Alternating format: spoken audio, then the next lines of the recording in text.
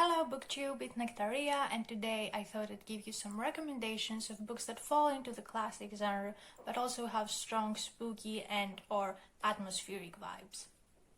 So I feel like the fall is a perfect time to read classics. Any time of the year is the perfect time to read classics, but fall has this vibe to it, you just want to go back to classics. But we've also been in spooky mood since probably mid-September, so I feel like the classics I'm gonna recommend you have to have this more spooky atmospheric vibe to them, so they'll feed the spooky season we're all in, since Halloween is just a few days away for those of you who celebrate it. I'm going to try and start with the books that are more spooky and then move to some books that are still creepy, but, well, not that creepy. The first book I want to talk about is We Have Always Lived in the Castle by Shirley Jackson. Shirley Jackson is a classic horror author who has defined the genre. Many people saying I'd agree with them. We Have Always Lived in the Castle is a story of two sisters who live in this mansion, castle you could say. And there's this guy that lives with them, this old man. I'm not sure whether he's their grandfather or some older uncle, but pretty much the rest of the family has died in a very mysterious way that we don't know much about when the book begins. The creepy part of the book is the sister's thoughts. We see the book in a first-person narrative from the younger sister, and her thoughts are so bizarre and just creepy and absurd. Like, half of the time you're just like, what am I reading? What is this saying? Why is she making these really, really creepy thoughts? And the way both her and her older sister interact with the rest of the people in the story is just so surreal and like eerie, like it's almost unearthly. They don't speak in a way people would speak to each other. It's so creepy, and that is pretty much where the creepy aspect of the book is. The way the characters think and talk, and pretty much the atmosphere of the castle. A lot of people found the ending of the book to be disappointing, but I feel like if you go into it with the knowledge that it's not about solving the mystery, it's not about the plot, I think you're going to enjoy the creepy writing and the creepy thoughts and dialogues the characters in this book are having, because it's really, really eerie. It's one of the most bizarre books that I've read, and I think you could give it a try and you could enjoy it.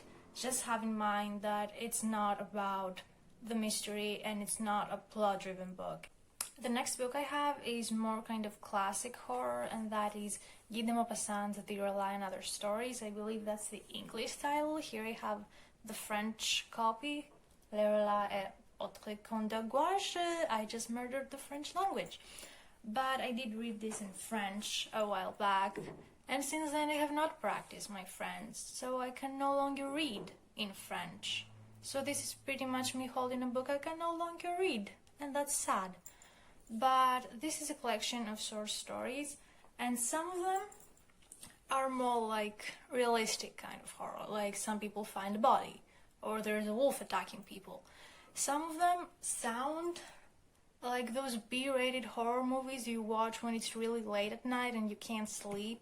Like, I vividly remember a story about these people that ate an egg, and the egg was demonized for some reason, and then when they ate it, they got demonized themselves and they needed an exorcism. Yeah, and that is pretty much the dumbest story in there, but you're still gonna like it because it's so dumb you enjoy it at the end. Anyways, there are some more interesting stories, like there is a story about hypnotism, there is a story about hallucinations caused by drugs. Trigger warning for a story about suicide. It's an easy story to spot. It's called Suicides, and it's pretty much a guy writing down his suicidal thoughts, so maybe if you're not in the right mindset to read it, I'd advise you to avoid that story. There are also some classic haunting tales, like people getting haunted by ghosts and how they react to the haunting. But the most interesting stories in this book were some other stories that were more existentially and psychologically creepy.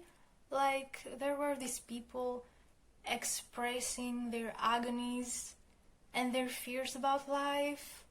Like, there were people believing that they have this weird, eerie perception of life and they express that through some stories, and I believe that those were the most creepy stories in the book. Maybe that's because that's the kind of horror I'm into, but you could read it and you could see if you agree with me on that part. But there are a lot of different kind of horror to choose from in all of these stories. So I feel like you could give it a try if you're into short stories, and you could enjoy it. It's a rather unpopular recommendation for a horror classic read, but I think you could give it a try. The next two books are very usual in this kind of videos, so just be patient with me. And I believe they're also assigned reading for English Lit students, so pay attention, English Lit students. The first book is Mary Shelley's Frankenstein. Mary Shelley is a symbol of feminism for me, but let's not talk about that. Let's talk about the book. Frankenstein is obviously the story we all know about the young student who creates this monster. But is he a monster, or is he more human than humans? I believe this isn't just about the horror of this, like the creepy gothic atmosphere. It is very gothic. It's pretty much one of the symbols of gothic literature, this book, but I feel like it's also kind of philosophical. Like there are some very beautiful quotes in it about humanity and about how the monster was treated in such a bad way by humans, and at the end he's more human than humans, he's kinder than humans. And I believe that is pretty much the point of the book, apart from the whole gothic atmosphere, which you're really going to enjoy. So if you haven't read it, you can give it a try. The writing is really good, the story is really good, the symbolism of this, I suppose, is really good, so please give it a try. I'm going to be very cautious with this next book because it will feel like I'm getting out of concept, but I'm actually not. I'll tell you what I mean. The book is Wuthering Heights by Emily Bronte. I have quite an unpopular opinion about this because I enjoyed it very much. And I enjoyed it even though it took me 2 weeks to get through it, and I found it to be quite slow and boring. But I still enjoyed it a lot, and that shouldn't make any sense, but it does, and I'll tell you what I mean.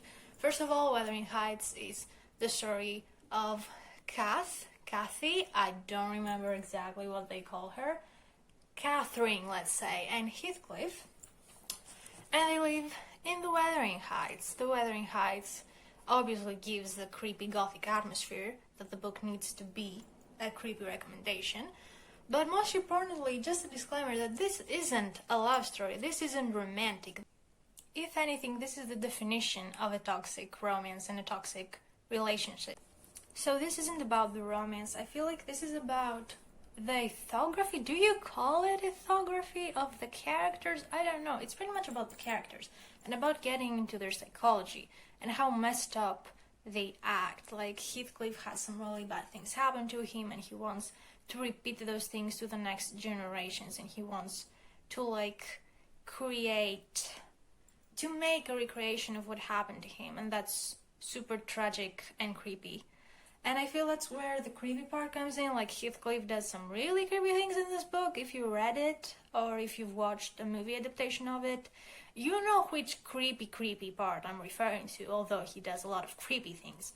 And the gothic atmosphere of this set in Wuthering Heights, I feel like it makes it a book to read in the season of fall. So yeah, this book is more of an alternative recommendation, but you could still check it out, I suppose. The next book I have is Mystery by the Queen of Mysteries, that is no other than Agatha Christie, and the book I have is Endless Night. The cover might be too graphic for some, so I'm just going to turn it around just to be sure. Okay, so this is pretty much a whodunit story. This woman gets murdered, and we're trying to find out who did it. I feel like if I say anything more or create a suspicion about the plot twist of who did it, I don't want to do that. I feel like the plot twist is very special. All of Agatha Christie's plot twists are very special, but this one I did not see coming. I don't know whether you'll see it coming, because maybe you're gonna think, oh, she said I couldn't see it coming, and so you're gonna be paranoid and suspect everyone and, end up guessing it at some point. But I didn't see it coming.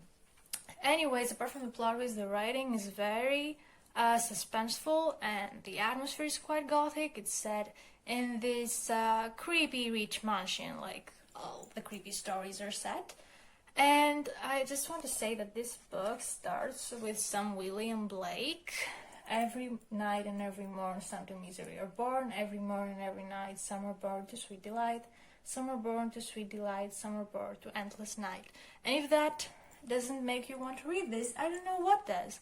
So yeah, just read some Agatha Christie during the spooky season. This is the only Agatha Christie I've read. Yes, I know I am very, very much ashamed of myself and I want to read some more Agatha Christie, and I will prioritize that.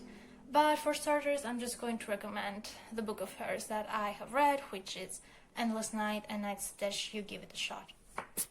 The last recommendation I have is also quite alternative. It's a novella by one of my favorite classic authors of all time, and that is no other than Oscar Wilde.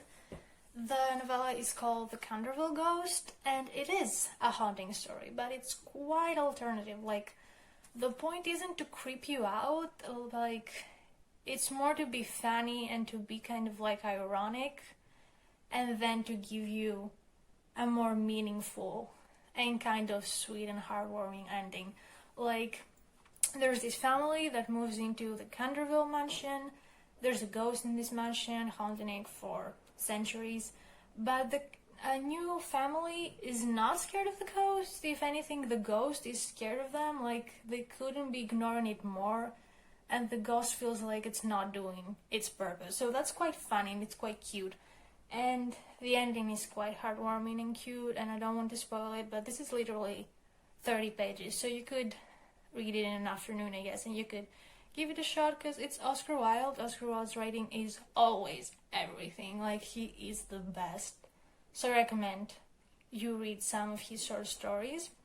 In the fall, I think this short story is a part of a collection of short stories, but I found it independently, and I think you could too. So just check out some Oscar Wilde whenever, wherever, whatever it is, just check out some Oscar Wilde. But I do recommend The Canterville Ghost for the spooky season. Thank you so much for staying with me for my classic spooky recommendations. I hope they were useful. I hope you enjoyed them. I want to wish you a happy Halloween, a great day wherever you are, and I'll see you soon with another video. Thank you so much for watching. Bye.